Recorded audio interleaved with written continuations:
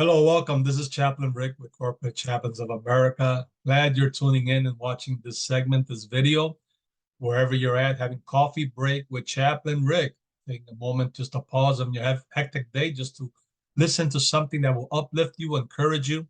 Well, we know that this is the month of February, month of appreciation, of love, felt friendship month. But I've been talking about these last few weeks about from a book from Gary Chapman, Dr. Gary Chapman, on the 5 love languages of appreciation in the workplace. 5 love language of appreciation in the workplace. We began with the first one was words of affirmation, right? And then the second one was quality time. How important that we take time and share some quality time with those that are with us, our marketplace, in the workplace, the office. For those people that their love language is quality time, it means a lot when you take a moment just to give them your undivided attention and listen to them. All right. Well, today it's the third appreciation, the third language of appreciation, and it is this. It's acts of service, acts of service, acts of service. Let me share a little story here. Her name is Margaret Hartman. They call her affectionately Maggie by her friends. Is a fireball of an individual, a kind of worker you want on your team. She has lots of energy, works hard, and is extremely efficient.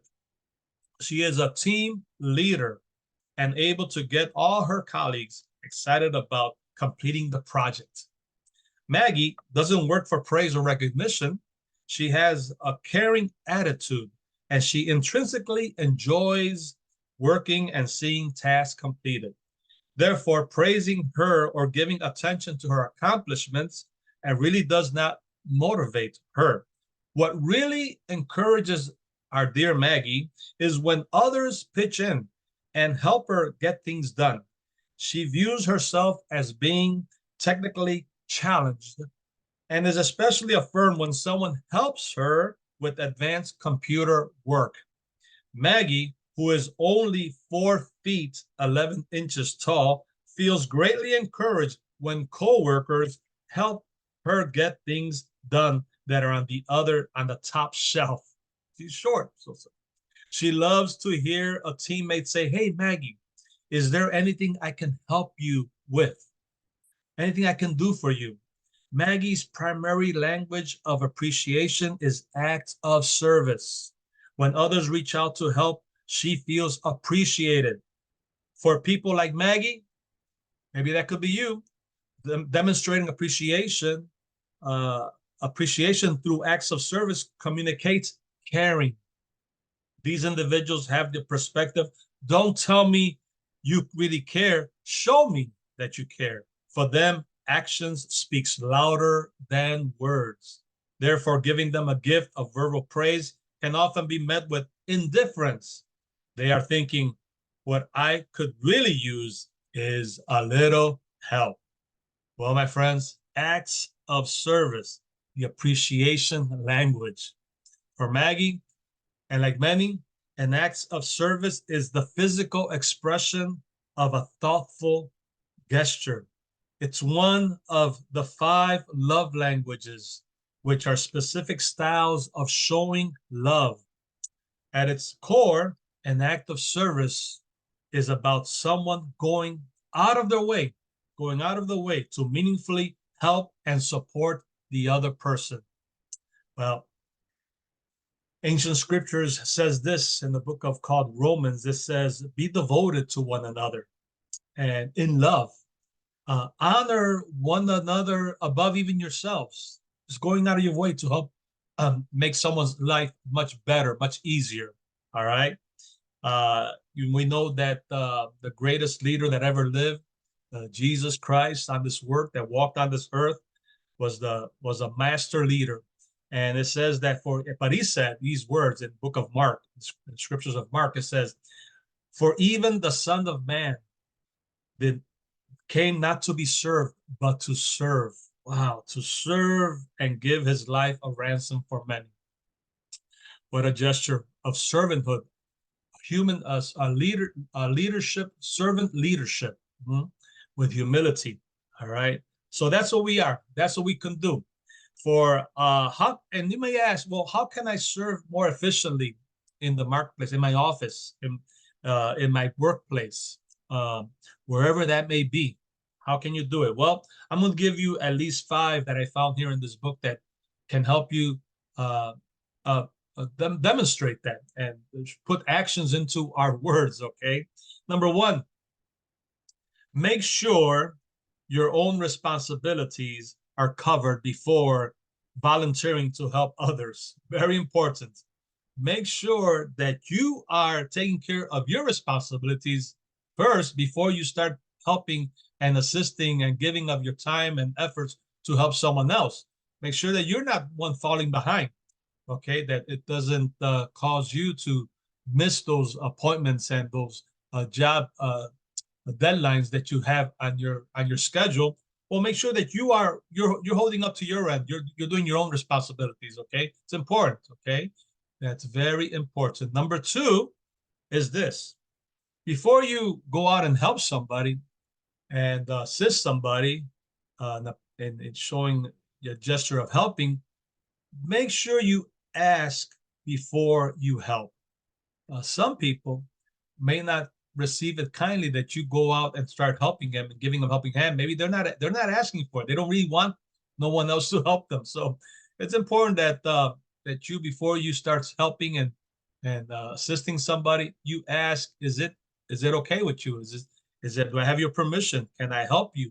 Can I help you in any way in this matter, and make it and to assist you?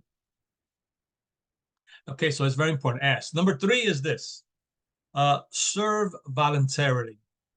Uh, don't serve under duress, okay? Because your boss asked you to do this or told you to do this. Now you're going and you're dragging your feet about it, and you don't really want to be there. You don't really want to assist this person, uh, and so you're not doing it voluntarily. But so if you're going to serve voluntarily. Offer yourself, but make sure it's coming from a voluntary heart of assistance. Not feeling obligated.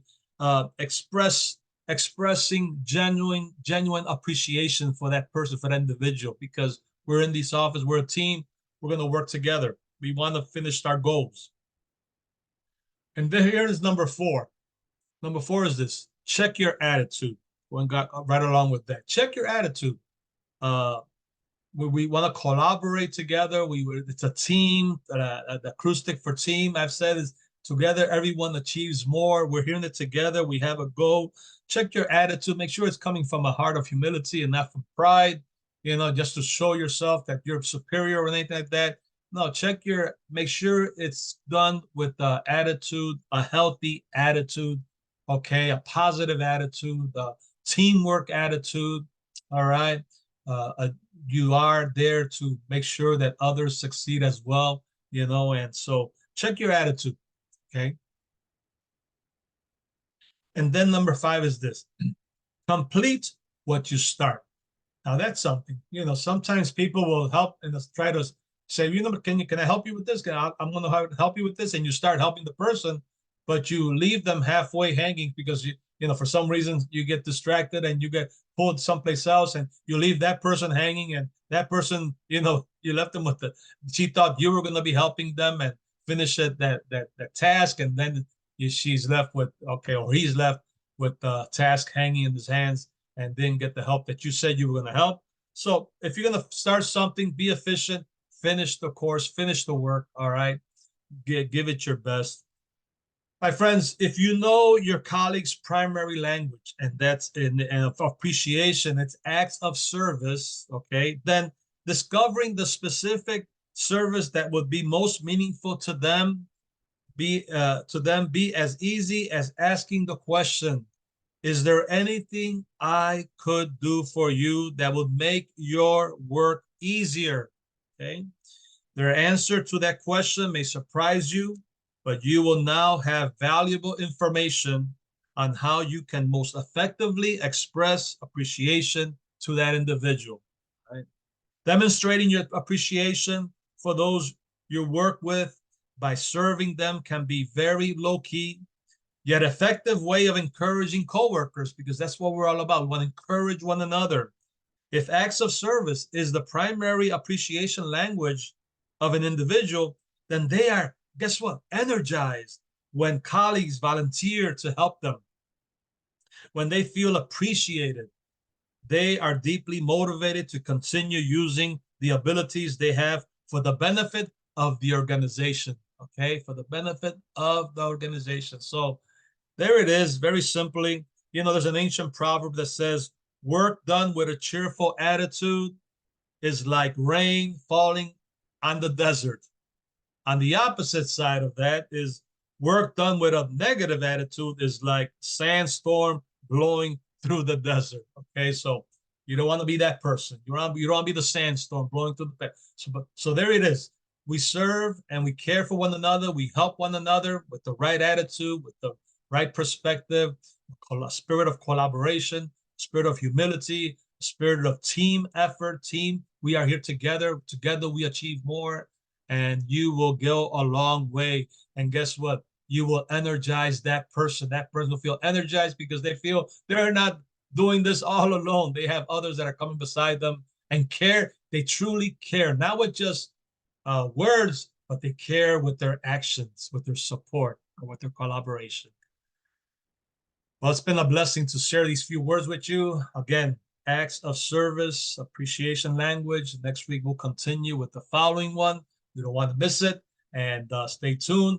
And I'll post this on my YouTube channel of Chaplain Rick Tirado Jr., there on the Chaplain Rick Tirado Jr., my YouTube channel, also on Facebook, and I'll put it on there as well. And in any type of way that I can be of service to you, I'm blessed that you were a part of this and you're listening to this, and hope it blesses you and bless those that are around you as well. Until next time, have much peace, be safe, stay healthy, and we'll talk to you again. God bless you. Bye-bye.